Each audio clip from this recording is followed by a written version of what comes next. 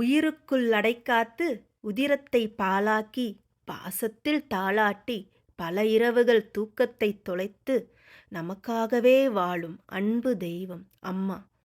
இந்த மண்ணில் வாழும் ஒவ்வொரு உயிருக்கும் சுவாசமாக இருப்பவள்தான் தாய்.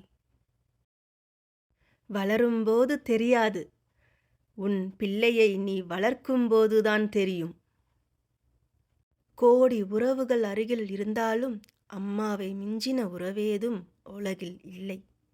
தாயுள்ளம் படைத்த அனைவருக்கும் எனது இனிய அன்னையர் தின நல்வாழ்த்துக்கள். Happy mother's day. சரி, இந்த மதர்ஸ் டேவை இன்னும் கொஞ்சம் ஸ்பெஷல் ஆக்கிறதுக்காக நாங்கள் ஒரு பாட்லாக் போயிருந்தோம். ஸோ அந்த பாட்லாக்குக்கு நம்மளோட பங்கு ஏதாவது இருக்கணும் இல்லையா, அதனால் என்னோடய பங்கு வந்து ஸ்டார்டராக இருந்துச்சு. ஸோ ஸ்டார்டர்னாவே சொல்ல வேணாம், அதுவும் வெஜ் ஸ்டார்டர்னால் வந்து கோபி 65 இல்லைன்னா வந்து சில்லி கோபி, இதுதான் வந்து ரொம்ப ஃபேமஸாக இருக்கும், எல்லாருக்கும் ரொம்ப விருப்பமாகவும் இருக்கும். ஸோ அதுதான் நான் வந்து வீட்டில் இருந்து செஞ்சு கொண்டு போயிருந்தேன்.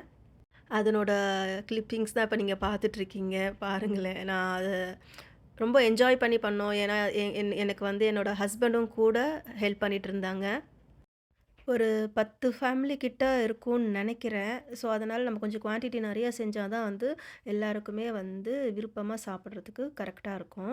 அதனால் நாங்கள் வந்து ஒவ்வொரு பேட்சாக வந்து போட்டுகிட்டே இருந்தோம். போட்டு அதை வந்து கொஞ்ச நேரம் ஆற வச்சுட்டு அதுக்கப்புறமா வந்து அதை பேக் பண்ணி எடுத்துகிட்டு போயிருந்தோம். இது ரொம்ப கிறிஸ்பியாக இருந்துச்சு, டேஸ்ட்டாகவும் இருந்துச்சு. ஸோ நாங்கள் வந்து சாம்பிள் வந்து ஸ்டார்ட்டிங்லேயே வந்து பொரிச்சு பார்த்துட்டு கொஞ்சமாக டேஸ்ட் பண்ணி பார்த்தோம். ஏன்னா வந்து சால்ட், ஏன்னா நம்ம மற்றவங்களுக்காக செஞ்சு கொண்டு போகிறோம் இல்லையா, அது அவங்களுக்கு நல்லா இருக்கணும், டேஸ்ட்டாக இருக்கணும்னு சொல்லிட்டு எல்லாம் சால்ட்டு, காரம்லாம் கரெக்டாக இருக்கு.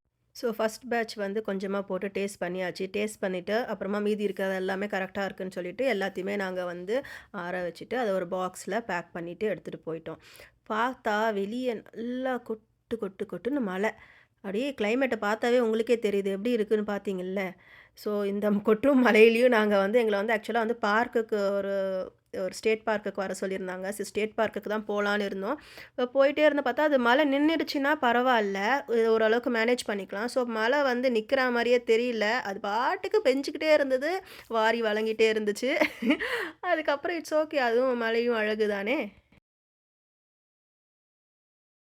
அப்புறம் அங்கே தான் ஒரு ட்விஸ்ட்டு. சரி, ஓகே, மழை நிற்கிற மாதிரி தெரியல, நம்ம வந்து ஒருத்தவங்களோட வீட்டுக்கு போயிடலாம் அப்படின்னு சொல்லிட்டு ஒருத்தவங்க வீட்டுக்கு போய் பாட்லாக் ஸ்டார்ட் பண்ண ஆரம்பிச்சிட்டோம். பார்த்தீங்கன்னா ஃபஸ்ட்டு நான் டெசர்ட்லேருந்து ஆரம்பிக்கிறேன். ஜாமுன். இதை பிடிக்காதவங்க யாருமே இருக்க மாட்டாங்க.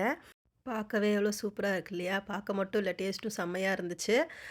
அடுத்ததாக பார்த்தீங்கன்னா கருப்பு கவுனியில் பொங்கல். ரொம்ப ஹெல்த்தியாக இருந்துச்சு, ரொம்ப டேஸ்ட்டாகவும் இருந்துச்சு. எல்லாருக்கும் இது புதுமையாக இருந்தது, ஏன்னா ஃபஸ்ட் டைம் எல்லோரும் ட்ரை பண்ணியிருப்பாங்க அதை டேஸ்ட் பண்ணதுக்கு. ஸோ ரொம்ப டேஸ்ட்டாக இருந்துச்சு.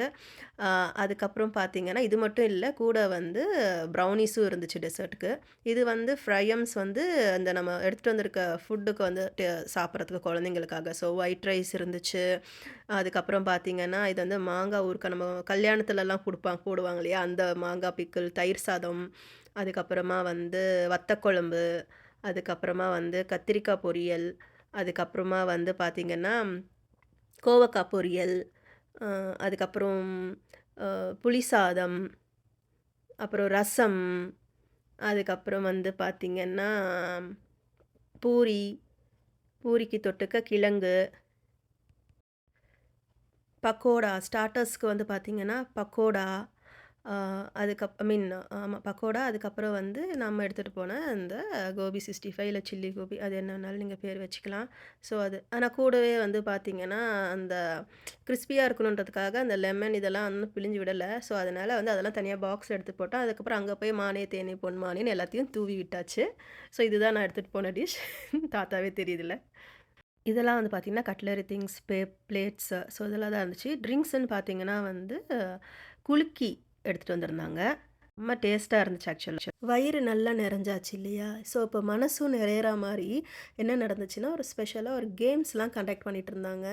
ஸோ ஒவ்வொரு குழந்தைங்களோட கண்ணை மூடிட்டு அவங்களோட அம்மாவோட கை எதுன்னு கண்டுபிடிக்கிறது. ஸோ அந்த மாதிரி ஒரு கேமு. இது மாதிரி எல்லா குழந்தைங்களுமே வந்து மோஸ்ட்லி கண்டுபிடிச்சிட்டாங்க. பட் இட்ஸ் ஸ்டில் ஃபன்னாக இருந்துச்சு. அதுக்கப்புறம் அம்மாக்கும் குழந்தைக்கும் ஒரு 10 கொஷின்ஸ் கேட்டு அதுக்கு வந்து ஒரே மாதிரி ஆன்சர் பண்ணுறாங்களான்னு பார்த்தோம். ஸோ பார்த்தீங்கன்னா நானும் என் குழந்தையும் ஒரே மாதிரி ஆன்சர் பண்ணியிருந்தோம், ஒரு கொஷினை தவிர.